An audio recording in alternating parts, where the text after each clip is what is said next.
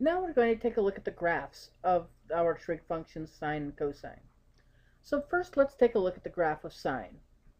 So if I plot all the values of the angles on the horizontal axis and the values of sine on the vertical axis, we're actually going to get a graph that looks like the following. Now notice again, I actually wrote my angles in radians. I'll remind you that pi radians is actually 90 degrees and 2 pi radians is 360 degrees. Pi over 2 radians would be 90 degrees. So we have 90, 180, 360. This one that's not labeled is 270. And so if I take all those values from the previous bit of notes from the previous video and I plot them, I get a graph that looks like this. Now there's a few things we could notice about our graph, and maybe before I go on to the cosine graph I'll actually notice those.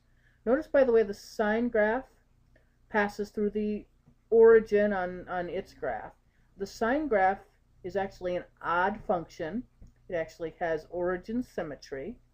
Notice the sine graph, as again, it passes through the origin, it goes up first, comes down, and does this.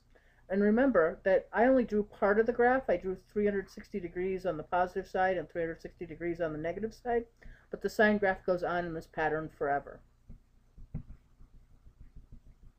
Now let's take a look at the graph of cosine, doing kind of the same thing. If I plot so that on the x-axis I have 90, 180, 270, 360 degrees and the negatives, and on the y-axis I graph the values of cosine. Remember, when I'm at 0 degrees the cosine value is 1. When I do that I get this particular graph, and I know all of you have already seen some trigonometry before, so this is relatively review for many.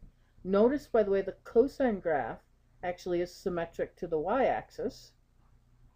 It actually intersects the y-axis at its maximum, and then it drops off and comes back. And like the sine graph, it continues this wave action all the way to the left, all the way to the right. So it actually continues that pattern. A few properties of sine and cosine. In both cases, because the graphs do continue this wave action, the domain is negative infinity to infinity. So the graphs go left and right forever. The range, the y values, if I go back and look at the cosine graph for a second, notice the range, the graph goes down to -1 and up to 1, and it doesn't skip any values. So the range is everything from -1 to 1. And I use the square brackets because we can include -1 and 1. The midline on the regular cosine graph or sine graph, and these rules or these properties are the same for both. The midline, remember, is the line halfway between the max and the min. Max is at 1, min is at -1, so the midline is at 0. So the midline equation is y equals 0. Amplitude, remember the amplitude is the distance between the midline and the maximum, or half the distance between the min and the max. Either way I think of it, the amplitude is 1 unit. Then again, these are properties that are true for both the regular sine function and the regular cosine function. You should be familiar with these before we move on to the next video.